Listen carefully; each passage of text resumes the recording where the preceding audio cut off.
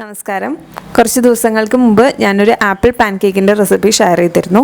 അപ്പോൾ അത് കണ്ടിട്ട് കുറച്ച് അമ്മമാരൊക്കെ അവരുടെ കുട്ടികൾക്ക് ഉണ്ടാക്കി കൊടുത്ത് അവരത് കഴിച്ചു എന്ന് പറഞ്ഞ സന്തോഷത്തോടെ എനിക്ക് മെസ്സേജ് അയച്ചിരുന്നു. അതുപോലെ തന്നെ ഫോട്ടോസും ഷെയർ ചെയ്തിരുന്നു. വലിയ സന്തോഷം തോന്നിയത് കണ്ടപ്പോൾ.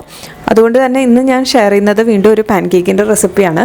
ഇന്ന് ചെയ്യുന്നത് റാഗി ചോക്ലേറ്റ് പാൻകേക്കാണ്. നമ്മൾ സാധാരണ കുട്ടികൾക്ക് കുറുക്ക് കൊടുക്കുമ്പോൾ റാഗി കൊടുക്കാറുണ്ട്. അത് കഴിഞ്ഞ് പിന്നെ വലുതാവും തോറും അവരുടെ ഡയറ്റിൽ റാഗി ഉൾപ്പെടുത്തുന്നത് വളരെ കുറവാണ്. കുട്ടികൾക്ക് കഴിക്കാനും നല്ല മടിയാണ്.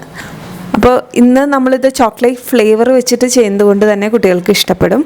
പിന്നെ നമ്മളിതിൽ പഴം കൂടി ചേർക്കുന്നുണ്ട്. അപ്പോൾ പഴവും അവരെ കഴിപ്പിക്കാൻ പറ്റുന്ന ഒരു മാർഗ്ഗമാണ്. സിമ്പിളായിട്ട് നമുക്കിത് ഉണ്ടാക്കിയെടുക്കാം. അപ്പോൾ ഇത് എങ്ങനെയാണ് ചെയ്യാമെന്ന് നമുക്ക് നോക്കാം. പിന്നെ ആദ്യമായിട്ടാണ് നിങ്ങൾ എൻ്റെ ചാനൽ കാണുന്നതെങ്കിൽ ഞാൻ ലക്ഷ്മി. കൂടുതലും കുട്ടികൾക്ക് വേണ്ട ഹെൽത്തി റെസിപ്പീസാണ് ഈ ചാനലിലൂടെ നിങ്ങളുമായിട്ട് ഷെയർ ചെയ്യാറ്.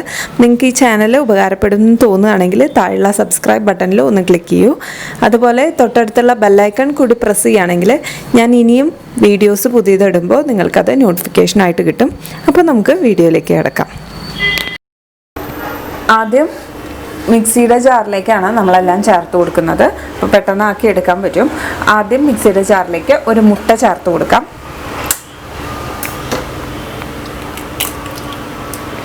അപ്പോൾ നിങ്ങളുടെ കയ്യിൽ വലിയ പഴമാണെങ്കിൽ ഒരു പഴം ചേർത്ത് കൊടുത്താൽ മതി. റോബസ്റ്റോ നേന്ത്രപ്പഴമോ ഏതാണെങ്കിലും ഒരു പഴം അരിഞ്ഞ് ചേർത്ത് കൊടുക്കുക. എൻ്റെ കയ്യിലുള്ളത് ചെറുപഴമാണ്. ഞാൻ 4 ചെറുപഴം ചേർത്ത് കൊടുക്കുന്നുണ്ട്.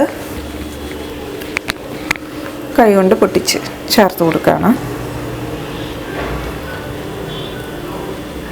ഇനി ഇത് നന്നായിട്ടൊന്ന് അടിച്ചെടുക്കണം.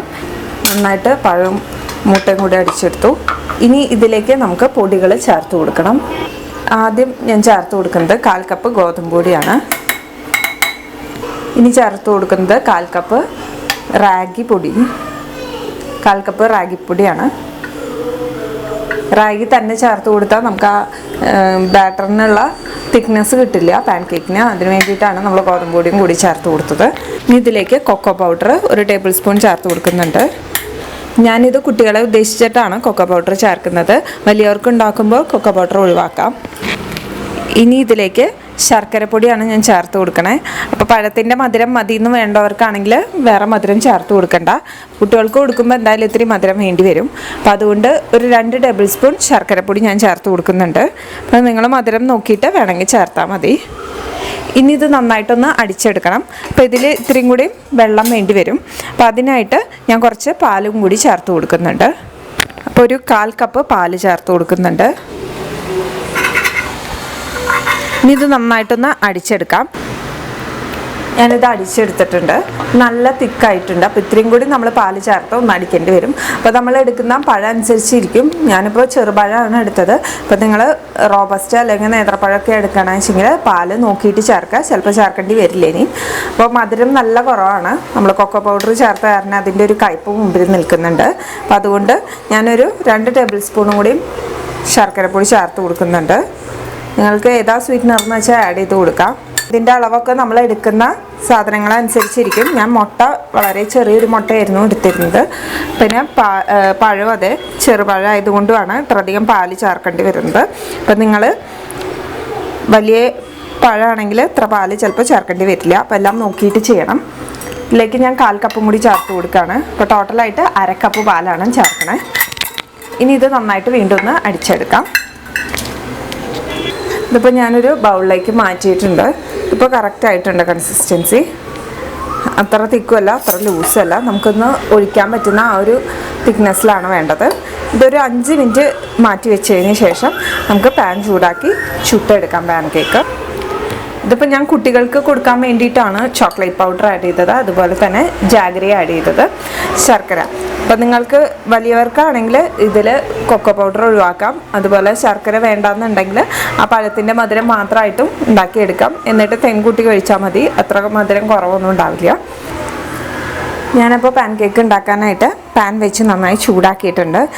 അതിലേക്ക് ഞാൻ കുറച്ച് നെയ്യ് ചേർത്ത് കൊടുക്കുന്നുണ്ട്. അപ്പോൾ നിങ്ങൾക്ക് ഓയിലോ എണ്ണയോ എന്താ യൂസ് ചെയ്യണമെന്ന് വെച്ച് കഴിഞ്ഞാൽ അത് സ്പ്രെഡ് ചെയ്ത് കൊടുക്കാം.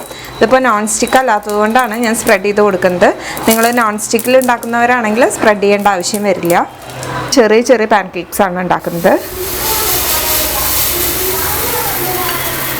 നിങ്ങൾക്ക് ഇഷ്ടമുള്ള വലിപ്പത്തിൽ ഉണ്ടാക്കിയെടുക്കാം.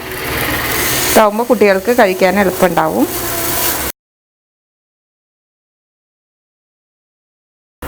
ഇതൊന്ന് നന്നായിട്ട് കുക്കായി വരട്ടെ. മീഡിയം ടു ലോ ഫ്ലെയിമിലിട്ടിട്ട് കുക്ക് ചെയ്യാം. ഞാനിതൊന്ന് അടച്ച് വെക്കുന്നുണ്ട്. അടച്ച് വെച്ച് കുക്ക് ചെയ്തെടുക്കാൻ പോവാണ്. നമ്മൾ റാഗിയൊക്കെ ആയതുകൊണ്ട് ഇത്തിരി കുക്കായി വരണം. അപ്പോൾ അതുകൊണ്ട് അടച്ച് വെക്കുന്നതാണ് നല്ലത്. ഇതാവാൻ തുടങ്ങിയിട്ടുണ്ട്. ഞാൻ പതുക്കെ ഓരോ സൈഡായിട്ട് മറിച്ചിട്ട് കൊടുക്കുകയാണ്. ഇനിയിപ്പോൾ ഇത് ഇത്തിരി കൂടി ഫ്ലഫി ആയിട്ട് വേണം എന്നുള്ളവർക്കാണെങ്കിൽ 1 ടീസ്പൂൺ ബേക്കിംഗ് പൗഡർ ചേർത്ത് കൊടുക്കാം. അപ്പം നല്ല ഫ്ലഫി ആയിട്ട് കുറച്ചും കൂടി പൊന്തി വരും. ഞാൻ ചേർത്തിട്ടില്ല. നിങ്ങൾക്ക് വേണമെന്നുണ്ടെങ്കിൽ മിക്സ് ചെയ്യുമ്പോൾ 1 ടീസ്പൂൺ ബേക്കിംഗ് പൗഡർ കൂടി ചേർത്ത് കൊടുത്താൽ മതി. ഇപ്പോൾ നമ്മുടെ പാൻകേക്ക് റെഡി ആയിട്ടുണ്ട്. പ്ലേറ്റിലേക്ക് മാറ്റുകയാണ് ഞാൻ.